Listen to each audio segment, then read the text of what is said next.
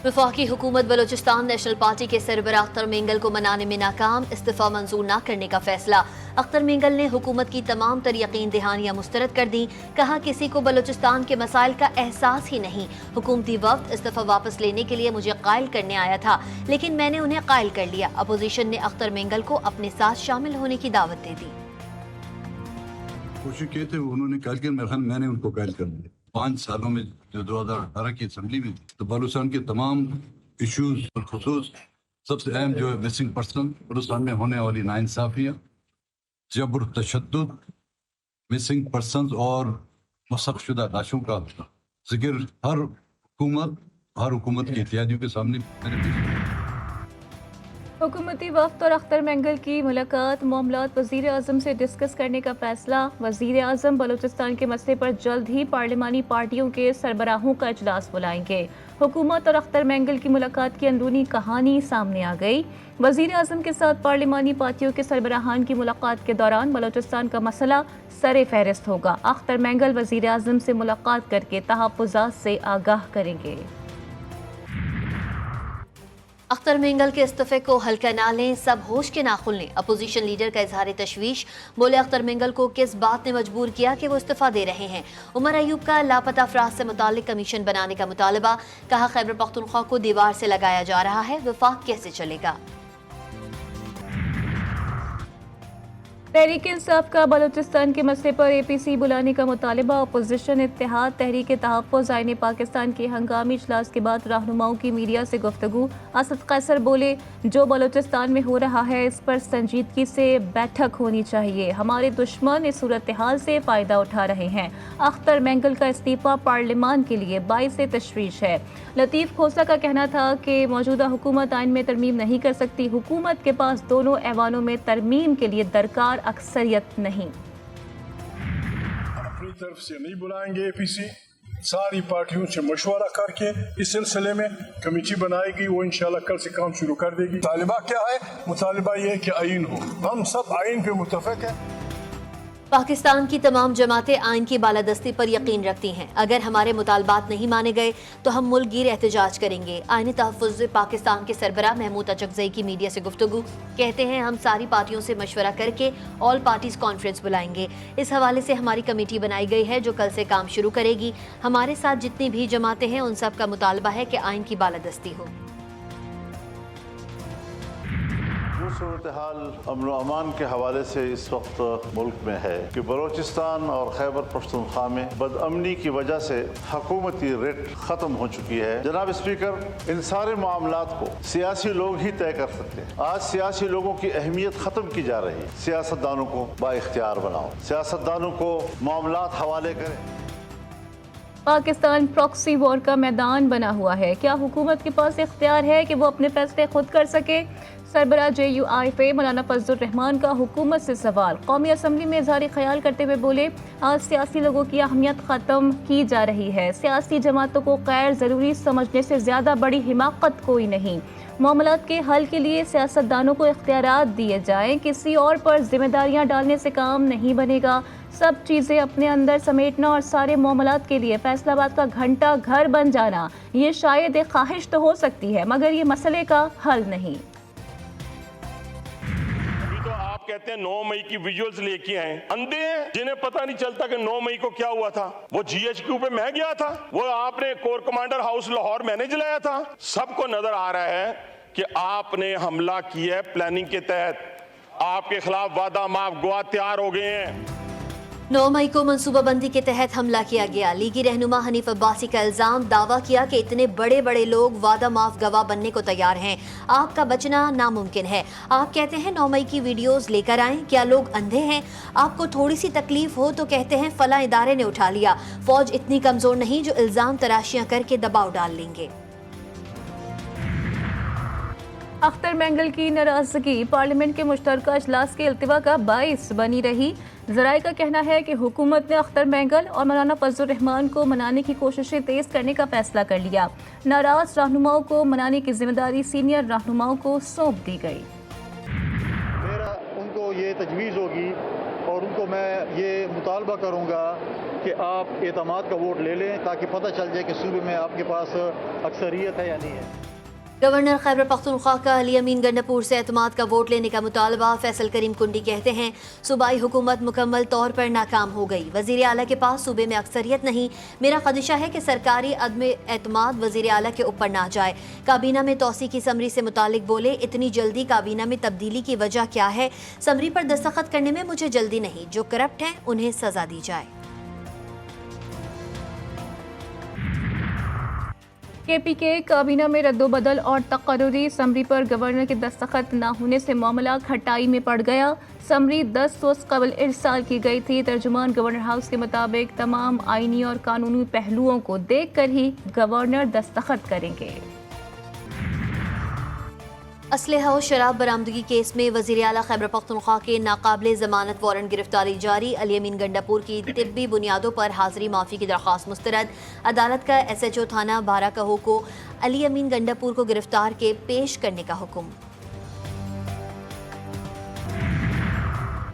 Election commission نے دارالحکومت اسلام آباد میں بلدیاتی انتخابات ملتوی کر دیے۔ اس سے پہلے الیکشن کمیشن نے دارالحکومت میں 29 سپتمبر کو لوکل باڈیز الیکشن کے انعقاد کا اعلان کیا تھا۔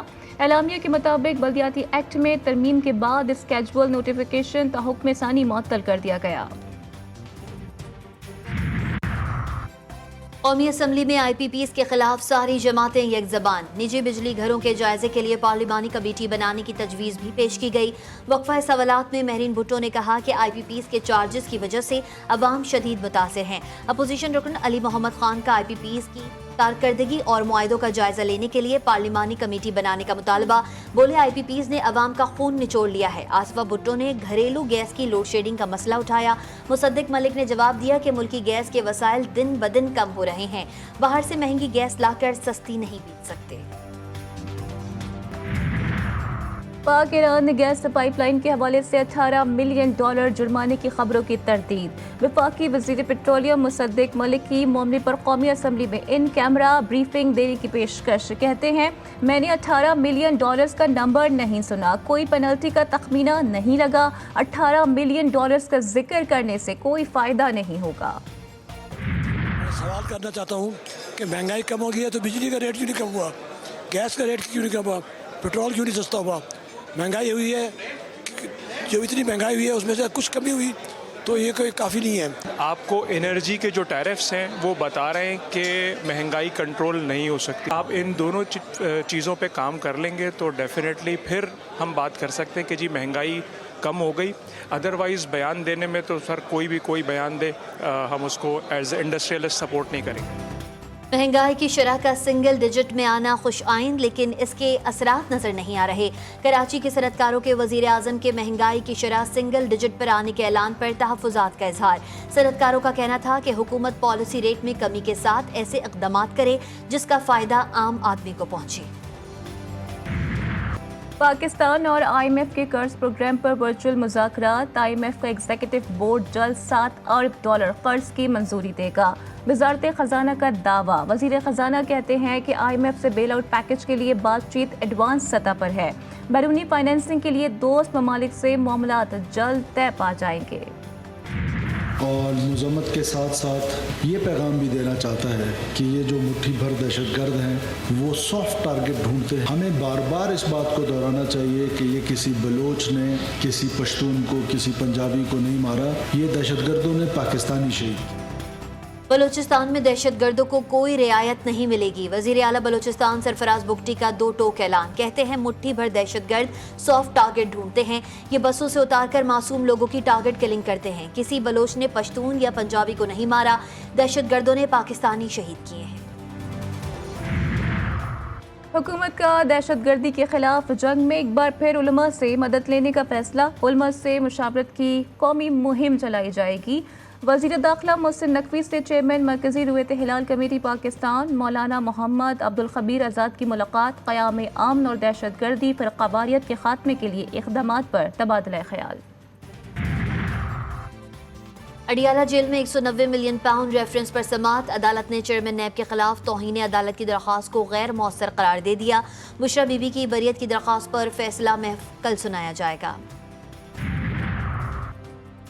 JIT اجلاس میں سب صرف چائے پی کر چلے جاتے ہیں. پولیس ایمانداری سے کام کرتی تو لاپتہ افراد کا مسئلہ حل ہو چکا ہوتا. سندھ ہائی کورٹ کا لاپتہ افراد کی بازیابی سے متعلق رپورٹس پر عدم اطمینان. پولیس حکام پر برہم. JIT اجلاس میں یہ طے نہ ہو سکا کہ شہری کو کس نے غائب کیا. جسٹس نعمت اللہ کے ریمارکس. آئندہ سماعت پر JIT سربراہ کو بلا لیا. وفاقی حکومت کے ماتحت اداروں سے 4 ہفتے میں رپورٹ طلب.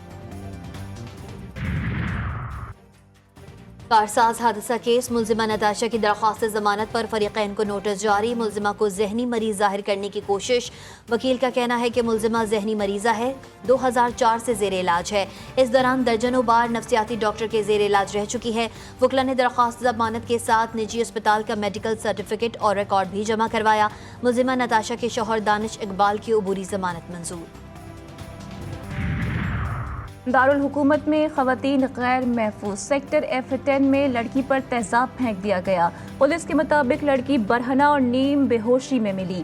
لڑکی کا جسم تیزاب سے جھلسا ہوا پایا گیا. لڑکی کا تعلق فیصل آباد سے ہے. وہ عارضی طور پر فوری ٹائم میں قیام پذیر تھی. لڑکی اسپتال میں زیر علاج اور بیان دینے کے قابل نہیں ہے.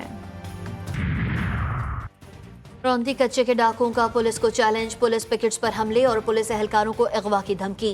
ویڈیو سوشل میڈیا پر وائرل. ڈاکوؤں نے کہا کہ سندھ پنجاب پولیس نے مل کر کچے میں اہم آپریشن کیا. ہمارے مال مویشی لے گئے. مطالبے مانے جائیں ورنہ پولیس کا نقصان ہوگا. ماہ ربیع اول کا چاند دیکھنے کے لیے مرکزی رویت ہلال کمیٹی کا اجلاس. اسلام آباد میں ربیع اول کا چاند نظر نہیں آیا. زونل کمیٹیوں سے رابطے جاری. ملک کے دیگر علاقوں سے بھی چاند کی شہادتوں کا انتظار ہے.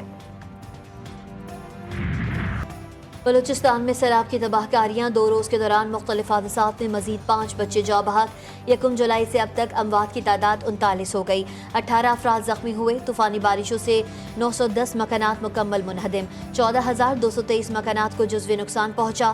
سیلابی صورتحال سے 58,830 ایکڑ پر فصلیں اور 74 کلومیٹر سڑکیں متاثر. 7 پلوں کو بھی نقصان پہنچا. سندھ، جنوبی بلوچستان اور جنوبی پنجاب میں بارش کا امکان. چند مقامات پر بادل جم کر برسیں گے. خطہ پوٹوہار، بلائی KP کے کشمیر اور گلگت بلتستان میں بھی بادلوں کے ڈیرے. تیز ہواؤں اور گرج چمک کے ساتھ بارش کی توقع. کراچی میں بادلوں کی آنکھ مچولی. کہیں ہلکی اور کہیں تیز بارش کی پیش گوئی. روس نے یوکرین پر حملے تیز کر دیے. 2 شہروں پر حملوں میں 58 افراد ہلاک. 220 زخمی. پولٹاوا میں فوجی تربیتی کیمپ اور اسپتال کو بیلسٹک میزائل سے نشانہ بنایا گیا جس میں 51 افراد جان سے گئے. لیوو شہر میں ہوٹل پر میزائل حملے میں 7 افراد ہلاک. دارالحکومت سمیت کئی شہروں پر میزائل داغے گئے. روسی حملوں کے بعد یوکرین کے 7 وزیر مستعفی. یوکرینی صدر کے معاون کو بھی برطرف کر دیا گیا.